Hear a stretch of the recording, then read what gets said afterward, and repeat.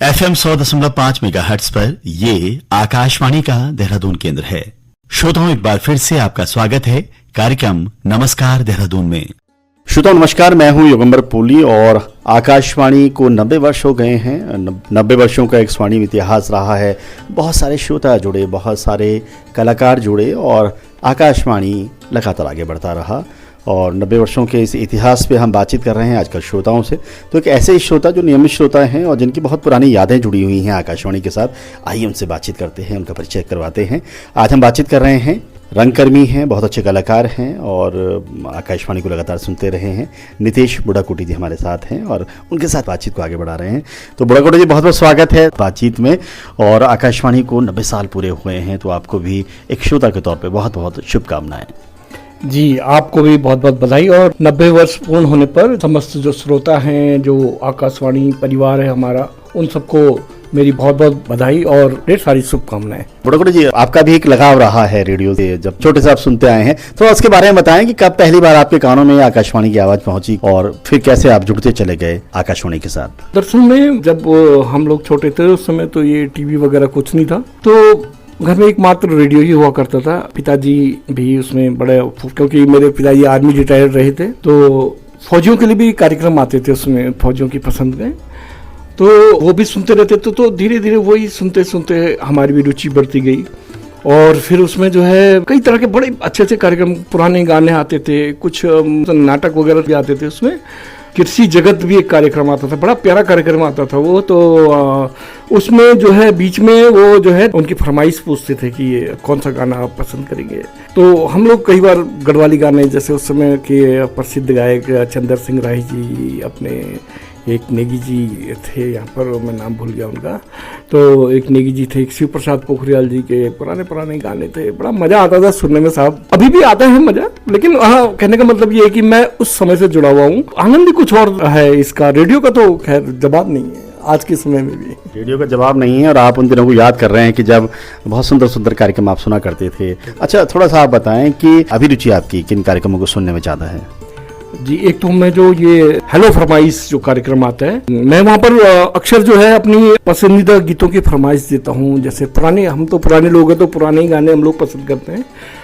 और जो मज़ा आता है ना सुनने में, मैं मतलब शब्दों से बयान नहीं कर सकता। तो तुरंत जो है उसको सुनाते हैं, बहुत ही आनंद आता है। और भी अन्य जो ज्ञानवर्धक कार्यक्रम है वो बहुत ही अच्छे लगते हैं सुनने में, क्योंकि इस मामले में तो आकाशवाणी का जवाब नहीं है। एक होता है दृश्य माध्यम होता है, जब हम टेलीविज़न के माध्यम से देखते हैं या किसी स्क्रीन के माध्यम से देखते हैं, और एक होता है ऑडियो मीडियम होता है जो हमारा आकाशवाणी आप तक पहुंचा रहा है इस माध्यम को। तो दोनों में से आपको ज़्यादा प्रभावी कौन सा लगता है? जी, मैं सत्य कहूँ तो दिल की बात मैं आपको बता रहा हूँ कि मुझे जो है ये जो सुनने वाला है ना, मतलब हमारा रेडियो, इसके बराबर तो कुछ, इसका तो कोई जवाब नहीं है। क्योंकि जो देखने वाले जो हमारे टीवी वगैरह और ये मोबाइल, इनके दुष्प्रभाव मैंने बहुत दिखे हैं। इनके मैंने दुष्प्रभाव देखे हैं, जल्दी बच्चों की आंखों में चश्मा लगना, ये सब। हालांकि उनकी अपनी एक वो है, उनकी बुराई नहीं कर रहा हूँ मैं, लेकिन जो हमारे रेडियो में है, ना कोई कानों में प्रभाव पड़ता है उसका, ना कोई आंखों में प्रभाव। आप रख दीजिए एक कोने में और पूरे घर में जो है उसकी आवाज़ सुनते रहिए। अगर जो आपने अपने ड्राइंग रूम में या कहीं पर लगा दिया और किचन में आप कुछ खाना बना रहे हैं या कुछ भी कर रहे हैं, साफ सफाई जो भी घर के अन्य कार्य हैं वो भी कर रहे हैं, कहीं पर रेडियो रख दिया, हाँ सुनते रहो गाने मीठे, तो फर्क तो बहुत है रेडियो में और जो अन्य चीज़ें हैं इनसे। जो है तो इनको देखने का हमें माध्यम मिला है, लेकिन इसके दुष्प्रभाव भी बहुत हुए हैं। लेकिन रेडियो का कोई कभी दुष्प्रभाव और रहा ही नहीं है।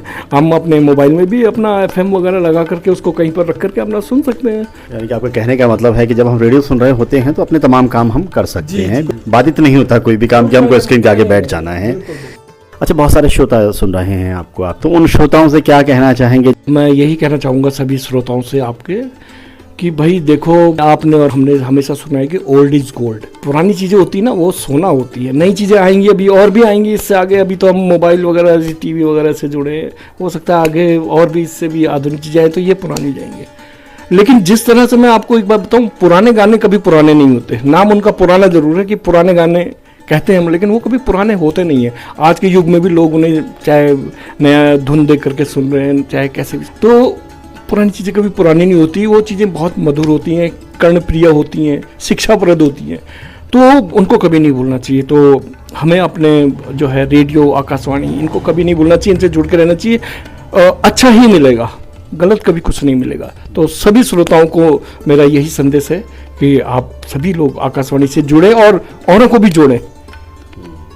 बहुत अच्छी बात आपने कही कि ओल्ड इज गोल्ड, पुराना कभी पुराना नहीं होता, अच्छी चीज़ कभी पुरानी नहीं होती। और एक ऐसी अच्छी चीज़ का नाम है आकाशवाणी। 90 साल हो गए हैं, लेकिन नित्य नवीन कार्यक्रमों के साथ, नई टेक्नोलॉजी के साथ आप तक पहुंच रहा है। अब आप हमें रेडियो पे पहले सुनते थे, अब आप FM पे हमें सुन रहे हैं, आप हमें मोबाइल पे न्यूज़ ऑन AIR ऐप पर भी सुन रहे हैं। तो ये तमाम तकनीकों का सहारा लेके आगे बढ़ रहा है आकाशवाणी। और इस आकाशवाणी के 90 वर्ष पे आज हमारे साथ बात की हमारे जो नियमित श्रोता हैं, रंगकर्मी नीतीश बुढ़ाकोटी जी ने। तो बुढ़ाकोटी जी, आपका बहुत बहुत धन्यवाद कि इस खास मौके पर आज आपने इतनी सारी बातें हमसे की। बहुत बहुत धन्यवाद। शुभकामनाओं के साथ नमस्कार आपको।